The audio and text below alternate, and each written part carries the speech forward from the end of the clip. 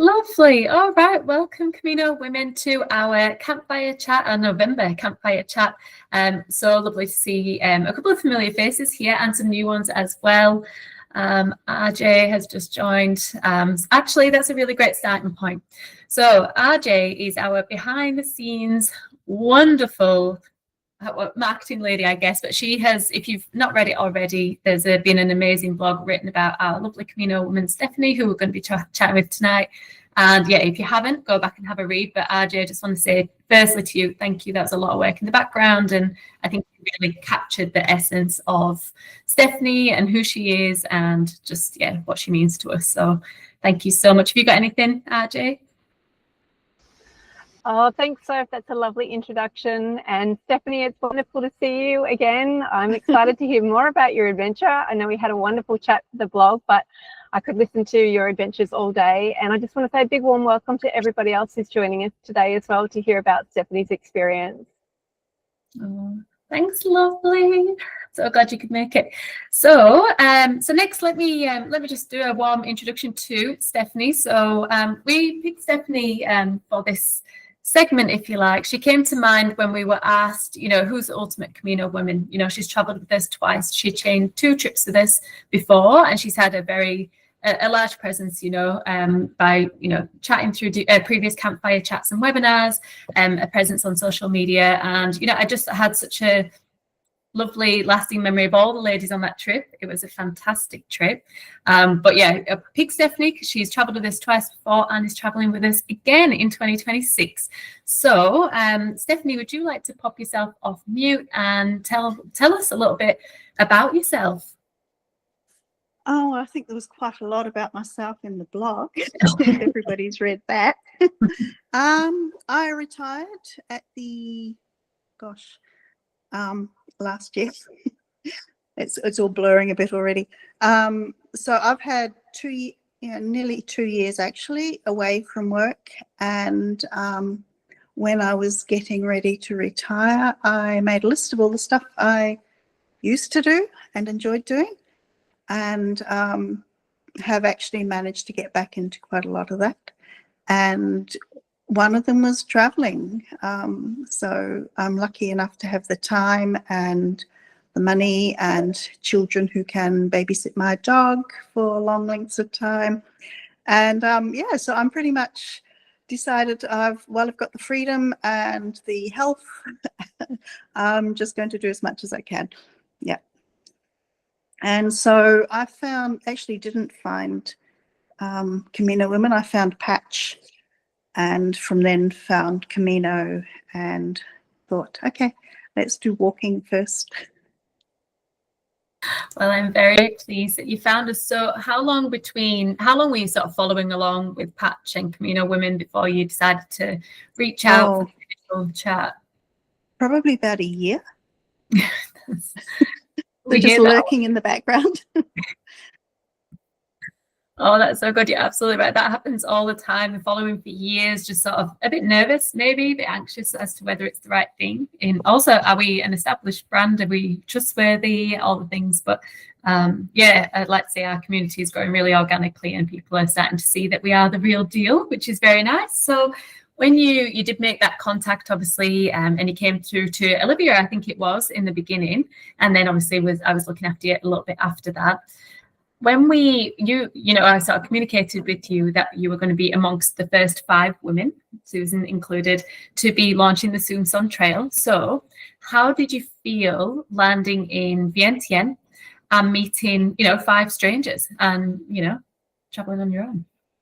I was not nervous about 5 strangers and traveling on my own. I was nervous about navigating from Melbourne through Hanoi to Vientiane, because stupidly I booked them for 2 separate trips, and so they were with the same airline, but I had a very short crossover time in Hanoi, which in the end all worked out okay, although even when I was leaving Melbourne airport, the they said, oh, but your name's not the same on both tickets and blah, blah, blah. So I was a bit worried about even getting to Vietnam, which obviously I did. And from there on, it was all fine. I had 3 days on my own, which was fantastic. And really, I don't know, it just felt like the beginning of an adventure, and which it turned out to be. And it was amazing. Oh, amazing. But Well, I wasn't nervous about meeting people I didn't know already. Yeah. And I knew it was a small group. So yeah. Yeah, so you travelled to Laos first, chained that with a trip to Vietnam, so 2 Camino Woman trips back to back. So a smaller group on the Laos trip, and then a full trip for Vietnam. Yeah. So, but you had a friend on there, didn't you? So, have you? I think Susan being in this call might answer my question, but have you made any kind of lasting friendships from either trips? Any plans to sort of catch up with each other? Do you stay in contact? All that kind of stuff. Well, a little bit with the Laos girls. We're actually all catching up in Melbourne on December 19th, because one of our group was from Perth. So she's a bit far away, but she has family in Melbourne, so is coming over for Christmas. So 4 of us are going to catch up, which will be great. That's awesome. All right. So when you were traveling through the both of the countries, would you say that there was any unexpected moments from either trip that sort of surprised you, maybe that didn't make it into the blog? Was there anything that comes to mind in that regard? You mean good little surprising things? Oh, no, both. Give it to me. Oh, well, one of the first interesting things was Vientiane, and Marilyn would know this, is it's not like a capital city. It's dusty and scruffy and not super busy, but not compared to other Asian cities. There are Buddhist temples on every corner. It's it's obviously fairly poor, but an amazing place, very comfortable, very safe to wander around. And then Michelle was the second person to arrive. She came 2 days after me. We met at a bar and spent the next day wandering around. One of the places we went to visit was a very ancient black stupa, and across the road from it there was this very, very French house, 2-story, could have been out of the French countryside, in ruins almost. And we looked at it and said, I'm sure there's a light in that house. So we wandered across, and it was falling down. It had vines growing up all through the inside. It had, it was just, if it had been in Melbourne, it would be definitely not open because it was so unsafe. And some young kids had started running a bar in there, which would have been equally at home in Paris or Melbourne or Wellington, just any other small European city. It was just such a contrast to really where we'd been all the rest of the time. And, it was just, it made you realize, okay, they're not completely disconnected from the rest of the world. Yeah. But that was, it was really fun. So we just had a few drinks there, wandered back. Perfect. Yeah, because you can. Everything's pretty well located and quite a close proximity as well, to the market, to the river. Everything you need is pretty much within walking distance, which is really nice. And so then between Laos and Vietnam, that obviously a lot of people are curious and about traveling within Southeast Asia, and quite often ask Pippa and I, should I do Vietnam or shall I do Laos? And obviously it's always personal preference, but were there any sort of differences between them or similarities actually that you can completely draw? Different, really, really different. I mean, I know they're both communist countries, but you don't really notice it in Laos. There's obviously the history of the wars in both countries, but Laos is, as I said, it's very, very poor. It's much smaller population. It never feels really busy anywhere. Even in, you know, the cities, they're not what we would call cities. Whereas Vietnam's just crazy. It's just busy. It's nuts all the time. It's, you know, there's nowhere where, you know, the villages are what we would call towns, whereas in Laos, the villages are really quite primitive in, you know, our descriptive words. There's the villages in Vietnam have paved roads. Laos has nothing like that. The villages in Vietnam have, you know, corrugated iron roofs where it's all timber and shingles. The people, Vietnam feels much more, and it was less comfortable. And I think probably coming from Laos to Vietnam, you know, it was a huge shock, really. I'd never been to Vietnam before, so I think I had an idea of what Vietnam was going to be like, and it probably was. Laos is very religious, so the Buddhist religion is everywhere in everybody's life, whereas Vietnam's much more capitalist, even though it's a communist country, and it feels like it. It was just a feeling of relaxation and calm at the same time as completely an adventure in Laos. So they really did feel very, very different. Yeah. Was it too much being away for 2 trips, or do you think that that's quite a digestible time away from home? I think it was quite digestible. Yeah. I don't regret doing it. And I went to Cambodia as well in the middle. So, yeah. Yes, you did. Yeah. How many days? I thought while I'm in that part of the world, I just see as much as I can. How many days are you in Cambodia for? Only 5. I only went to Siem Reap. So, not really Cambodia, just the one place in Cambodia. It was extremely hot, even much hotter than Laos had been. Yeah. Oh my gosh, must have been cooking. And did it make a big difference sort of traveling with local guides, do you think? Do you feel like you managed to see and explore areas that you wouldn't necessarily have done if you hadn't traveled with Camino Women or a local guide? I think so, yeah. I mean, when we were in Laos, on the first few days, we kept running into a French couple, a very elderly French couple who were traveling on their own through Laos. They'd done a lot of travel through the rest of their life, so they were obviously really experienced. But I think, Sully was so passionate about his country and the history and the religion and the life they live and his hopes for his children, and he just added so much to the trip. You're looking at lots and lots and lots of Buddhist temples, and then he would point out the differences between them all. Some of them have much more Indian influence, some much more Persian, some much more other parts of Asia.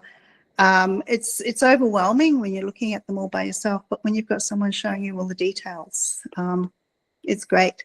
And then, he is so dedicated to the history and the environmental history of what's happened in Laos through COVID, all the recent history and the war history.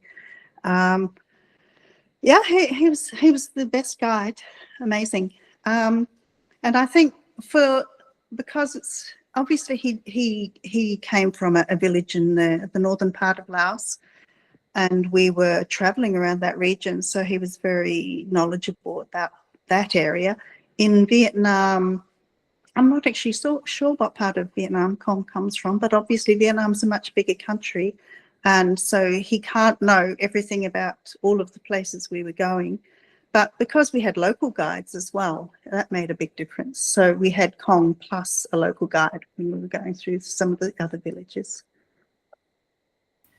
Oh gosh, yeah, you're right. It's a little bit different, and you know, as long as you've got somebody there who can show you the ways and you know, unique to the whereabouts they've come from, then that's what we aim for, and have fantastic guys. But Mr. Lee, yeah, he's something else. He's so good. All right, and so these were level 2 trips. So both Laos and Vietnam are our kind of entry-level multi-day hikes. A lot of the ladies who inquire about multi-day hiking for the first time, Pippa and I will often steer them toward these trips as a good introduction. And then next year, though, you've booked a level 3 trip. So would you say, you know, well, firstly, what did you do to prepare for the level 2? And then would you say this is giving you the confidence to go for a level 3, like maybe a benchmark of sorts? Yeah, I'll definitely. I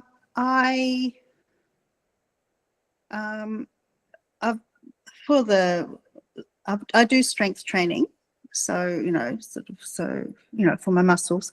I also, once I retired, joined U3A and belonged to a brisk walking group, and believe me, we do very brisk walks, depending on who's leading it, which is very funny sometimes. But so and also I have a big dog who needs walking, you know, at least twice a day. We do quite slow walks, but, you know, it's getting the distance in. And then, so I was pretty confident that physically, you know, muscular, balance, strength, I would be perfectly fine. I used to do lots of tramping when I was young, but haven't done any for ages. And I also got an exercise bike off Good Karma for free. And so I made a point of trying to boost my cardio stuff because I knew that's where my weakness would be. But the level 2 was okay. I think Laos was harder than Vietnam because it was a lot rougher. You know, the tracks were much you know, less formed. Vietnam, we were mostly walking on sealed paths, actually. Even through all the villages, the Vietnamese government obviously spends a lot of money on infrastructure, which Laos obviously can't afford to do. So it was pretty different walking between the two countries. But level 2 was fine. I would be perfectly confident to do a level 3. Oh, that's the idea. And so, yeah, so when people reach out, often, you know, if they haven't traveled maybe by themselves before, haven't done a Camino Woman trip before, they can be feeling quite anxious. So what would you say to somebody who's, you know, curious about traveling by themselves for the first time, and why Camino Woman? Like, you know, what sort of made you confident to keep going, I guess? I think it was good. Well, because I made a point of picking countries, well, Laos I knew nothing about. And I really only chose Vietnam because it was happening 2 days after the first one finished. And I thought, okay, well, while I'm over there, I may as well do 2 trips instead of just 1. Having the scaffolding there for the trips was really good. Vietnam, I spent another 2 weeks traveling by myself, and you know, it's pretty easy to get around, but I wouldn't have been that confident that you would have been able to get to all the same places. With, you know, the remote villages, we were the only ones there. Obviously one of the villages we stayed at, this is Laos, because they had the little cubicles. It was cute. They obviously were used to having, you know, hiking groups coming through, but the other places weren't set up, so you couldn't really just wander in there, I don't think. Which is exactly the purpose. So for those who, you know, haven't sort of followed along with the Sumson Trail, this is a trail that existed between the 3 different communities, but Camino Women actually partnered with a local team to establish this as an exclusive hiking trail. So we can, yeah, take a minimum amount of, like, we don't want to, you know, risk any kind of over tourism. So, you know, we only have a few groups a year that go through, which the communities are very comfortable with. So Stephanie and Sue were on one. Marilyn's just been on one. Phyllis, who just joined the chat, she's going soon. So yeah, it's an amazing way to see the lives of the Hmong, Khmer, and the Laos people. So, all right. Well, actually, I might, maybe we'll move on to any questions that you guys have, or even if you want to share a little bit, like Sue, Marilyn, feel free to pop your hands up. We'll work our way through questions or anything that you'd like to share. Go for it, Sue.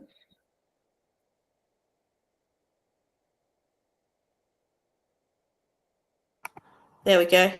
I think just to follow up on what Steph was saying, you were asking about like why going with Camino Women and why that helped to feel more comfortable.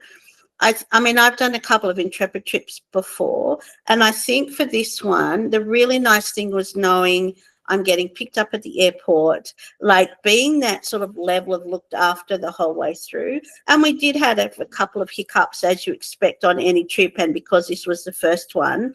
And we all commented on the fact that it's fine, we've just got to sit here and somebody will sort out the problem.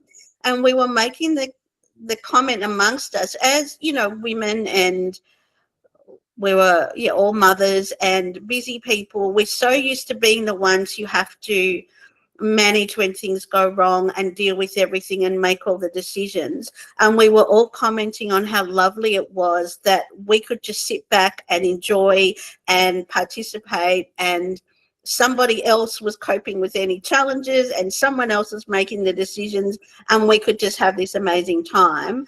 And one of the things that really impressed me about certainly the people that we were dealing with in Laos, which included you and included the local people there and Mr. Lee, was just how seamlessly all that was done, and how comfortable that made it for us all. So I think for me, that's why I will do another Camino trip, that while there are companies where I might be able to do something less expensively, but knowing that wraparound care. And for me, just also traveling just with women was such a lovely thing to do. And we did form this really lovely ongoing friendship. I'm going down to stay with Steph in December, and it's just lovely to have had that opportunity to build those relationships. So I guess those are why I will travel with Camino Women again. Oh, you gave me goosebumps. That was so nice. So beautifully said as well, Sue. Thank you. Yeah, it was an absolute pleasure to be a part of it. So does anyone have any other questions, whether it be, about a Camino Women, how we take care of you, or, what it's like to travel for the first time, anything that you may be nervous about or unsure about, you're welcome to ask questions. Or if not, Marilyn, if how was your recent trip? Or Mia, is that how I say it? Mia, go ahead. Yes, hi guys. I'm new to this, and I saw my email and I just jumped on, and I thought, I've seen some Facebook posts, so I joined based on some of the comments that I saw, and I just I just want to know a little bit more. I suppose you're talking about Vietnam. I only joined in late, but are there any like smaller scale walks or hikes, or sorry if I'm sounding like I don't know much about the group, and I don't, because I'm new, but anything sort of more small scale that's not overseas? So in terms of all of our trips currently are overseas. While we have done Australian trips in the past, all of them are currently overseas. In terms of smaller scale, we do have a couple that are 9-day treks, for example, like we have Fiji. So it's nice and easy to get to from Australia. You can sort of pack it in within a 2-week leave of work. Otherwise, I probably would say, the ladies would say that Laos and Vietnam are quite easy to access from Australia. So often do cater to that. I haven't got much time off, I'm busy, and I need to be there and back quite soon. So I would say that those three are the probably ones I'd start with. Pippa is also a booking manager here. Pippa, what would you add to anything to that?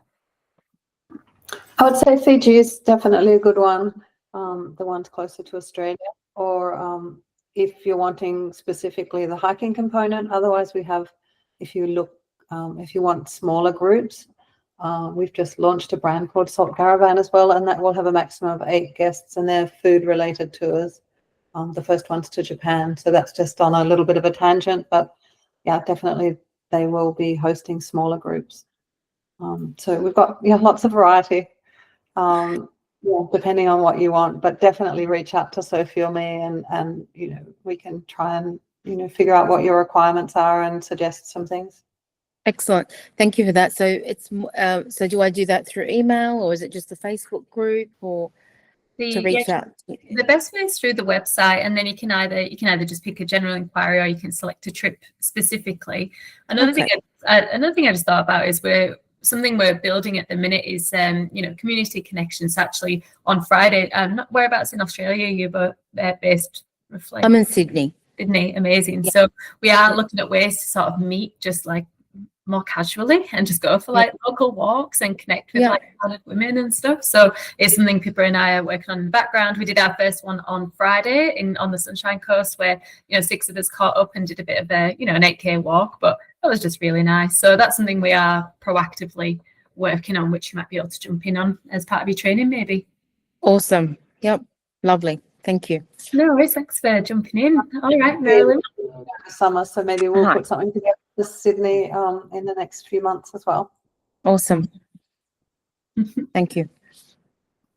I've done 2 Camino trips, as Sophie said, and both completely different. The first one was the Slovenia Croatia trip, which was just amazing, and everything that Stephanie and Susan said. I like Susan's phrase about it's all that wraparound care, and that's what really helps make it, and their ability to alter the itinerary. And Stephanie, I mean, your trip was different to ours. We had rain and mud, and I don't know how many river crossings you had on the first day, but we had 6, and it was quite high. So it took them a while to find the route, but it was all fun. It was fine. They helped us across. We had an extra guide.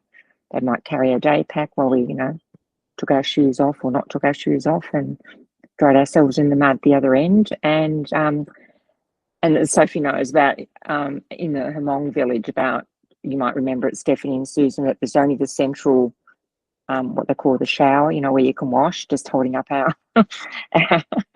our sarongs. You can put the photo up, sarongs around us to have a wash, which was fun. It was just, and the villages were delightful. I mean, I'm sure you had the same experience. The women couldn't wait to get us dressed up in all the costumes and make us walk around the village. It was just lovely. And, I think there were a few issues in the village, and I don't speak the language, but our guide, who was Kong, which was different to your guide, he was very capable, and it was just, I think, negotiation. We were never going to be turned away. It was, I don't know what the issue was. It wasn't anything major. It just took a while to sort out the sleeping arrangement. So it was probably just a different understanding from a different cultural perspective, but it wasn't any issue at all. But anyway, we got into the village, and you may or may not have seen the Facebook post of our group, but they had to get a little cart to get us out, and it was quite interesting. It was a bit of fun slipping and sliding in the mud to get out of the village. But for me, I think that you just everything that Sophie said is right, and Laos is definitely a 2. I can't speak for Vietnam, but what you were saying, Stephanie, about the road, the trails being different, that I did look at the Vietnam just before, and it is actually a longer hike distance-wise, but that doesn't necessarily reflect the rating as Sophie's nodding there. It's it's more than just the distance, it's the terrain. So on my Laos trip, we actually couldn't hike up the mountain on the last day because of the amount of rain. It just would have been too dangerous, and we probably just would have done more sliding down than going up. That's great insight, and always I think a little bit of a different adventure and experience, because it is just about bending to the conditions, and that not being made to leave the village. Wasn't the case for our trip. We were made to leave, and same like leaving like yours with the like it was so funny being in the back of the tuk-tuk with some beers and just going, oh well, we'll work it out. And for you just being on, I love that. I love those pictures of you guys in the mud on like the little tractor, in the farms. So yeah, you just got to roll with it is my biggest advice for not just Laos, but Camino Women Adventures in general. So thanks, Marilyn. Tony, hello.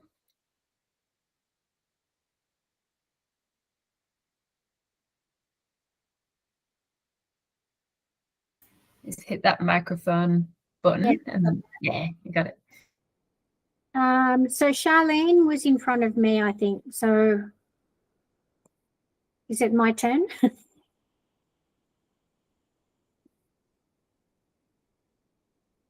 Can you hear me? Okay. We can hear you. My questions are very practical, if I can say that. So I want to know things like, particularly with the Southeast Asian tours, how did you go with the quality of the water? How did you cope with clean water? Great question, and feel free to jump in. Any other guests, pop your hand up if you'd like. Bottled water is provided. We are encouraging them to provide more because I think, as a culture, we're quite used to drinking quite a lot of water, and it is incredibly humid. And the water is not safe to drink in the countries where we offer our trips.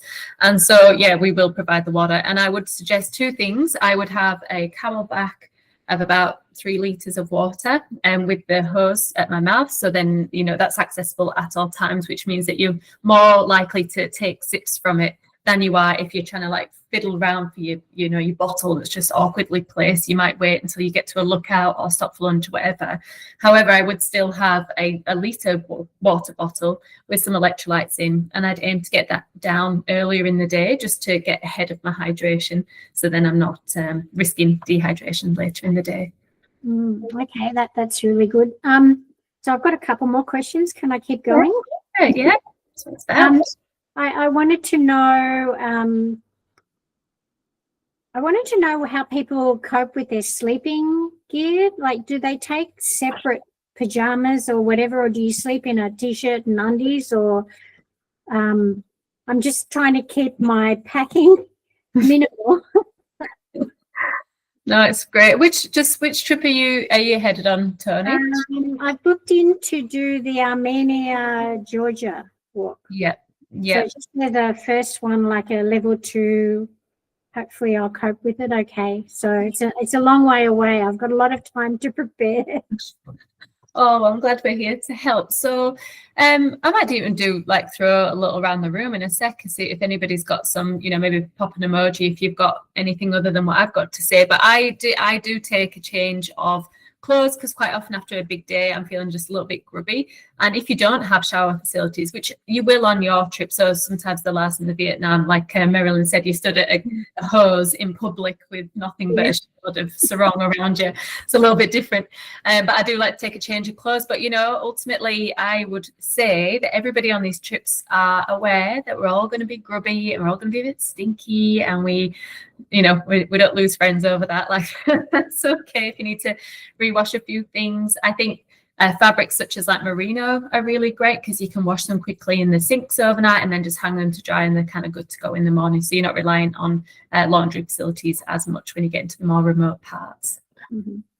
And in terms of shoes, do you take 2 pairs of shoes? I do. RJ, you put emojis on then. I don't know if that was to jump in and answer a question, was it? No, I'll go about shoes. It wasn't, but if I can just say, laundry sheets are a brilliant thing to take just to do a little bit of hand washing in the sink. You can buy them from Woolies and Coles and just pop them in a Ziploc bag. Okay, that's good. RJ's living in a bus at the minute, so I think she'll be full of these tips and tricks on how to make the most of your laundry while you're on the road.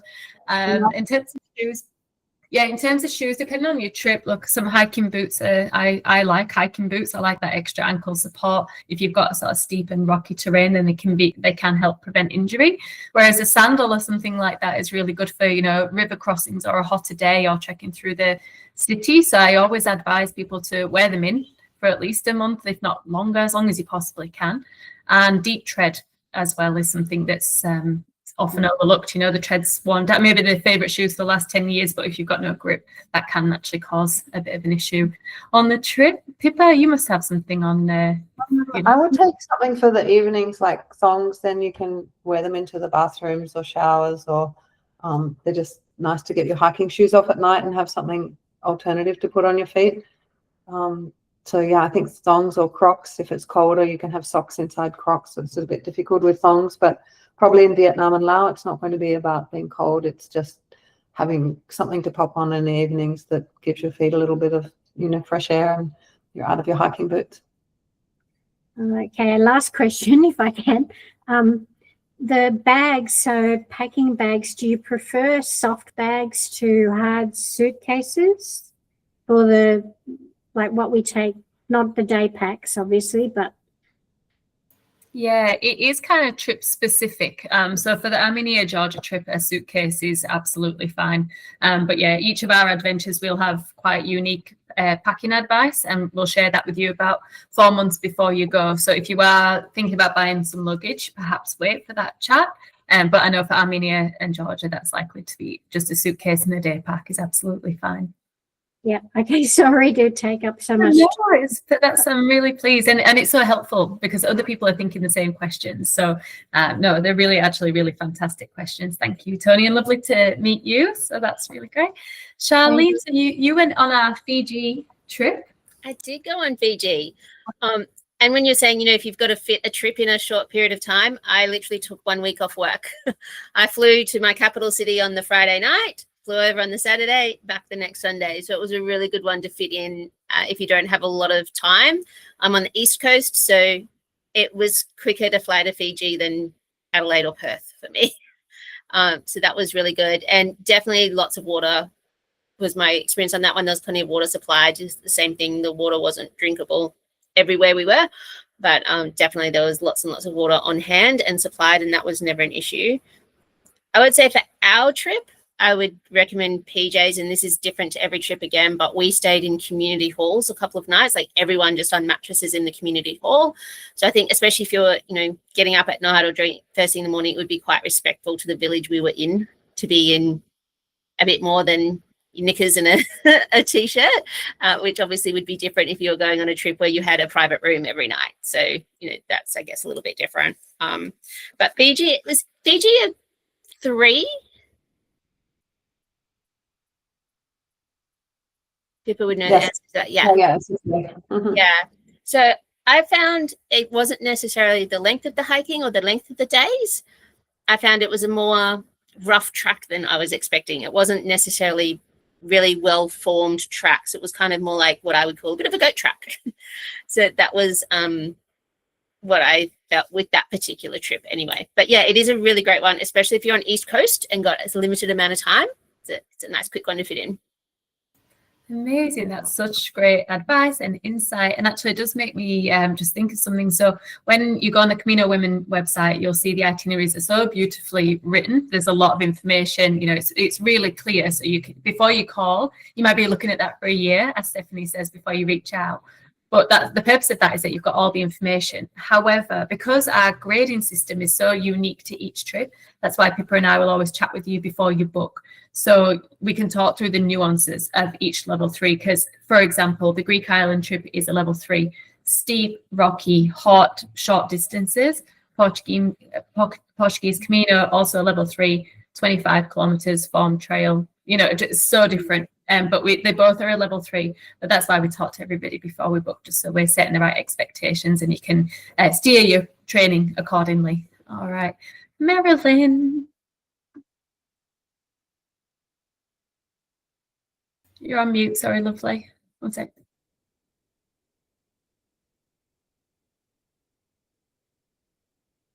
Still on mute. Like me and Pippa when we're in our meetings in the Hang on, morning. I'm pushing the wrong one. That's Can better. you- Can you hear me now? I just wanted Yes. to follow up talking about the hydration and the humidity in Laos.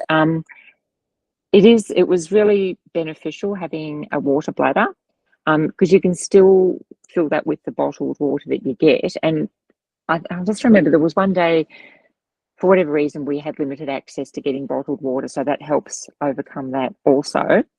And one of the other women and I, Lizzie started, she was quite feeling tired and dehydrated, and she started in the morning having some electrolyte solution, and at night when we finished whatever we were doing, and even on days of non-hiking, she found that really beneficial. You know, you don't have to have full strength. It's just, you know, put a tablet in half a litre or a litre of water, and that was really beneficial. And I think I told Sophie this before. I thought I'd be smart before going on the trip, and I'm from Melbourne, so it's not humid down here. I thought I'd try and get some humidity training in because I was trying to work it out. How can I train? So I thought I'd go to the gym and go into the steam room. So I did that, and I was out in about 30 seconds, and I found out it was 43 degrees. Like, you know, the heat it was humid, but not that hot. So that wasn't very beneficial to me. And afterwards, I actually went to Borneo, the Malaysian part, and it was actually hotter and more humid there. It was terrible. I don't know if anybody here has been to Borneo, and in the jungle, you're just standing there, even at night, and your body is just hot and the sweat's just dripping off you. So it was quite a different humidity. I mean, it was hot in Laos, don't get me wrong, especially the humidity. And then when the sun would come out and you've got the burning rays, because it's, you know, you were out of the forest at that stage, it was pretty hot. But anyway, I just wanted to reiterate about the hydration. That was pretty important, and I think just having some electrolytes. Yeah, that's right. It can also help you hopefully not get like an upset tummy as well, you know. So just, yeah, my partner says it's better to stay ahead, like get ahead of your salts. He says it's hard, who's a hiking guide, he said it's harder to rebalance your salt, so it's better to get ahead of it than get a little bit dehydrated. It takes longer to get back to that state of hydration once you've become dehydrated. So getting the hydration in, and like you say, Marilyn, at the end of the day is also helpful, but in the beginning it's good to just get ahead. So a lot of people, what happens is they feel the headache and they start to feel a bit not great, so then they smash themselves with electrolytes, which it takes longer to come back to normal than just starting your day that way, I guess.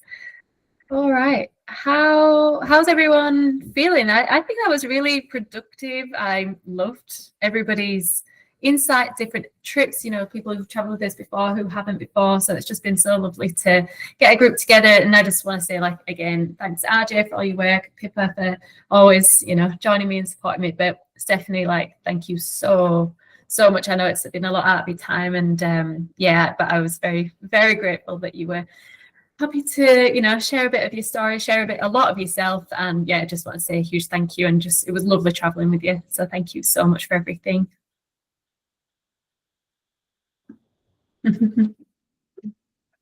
A big thank you to you, Soph, too, for creating this and getting, community growing within Camino Women. It's something we both want to build on so much more. So watch this space. We'll be dreaming up new cool things to do to gather you all together, whether it's hikes in Sydney or Canberra or wherever everybody is, or more of these campfire chats.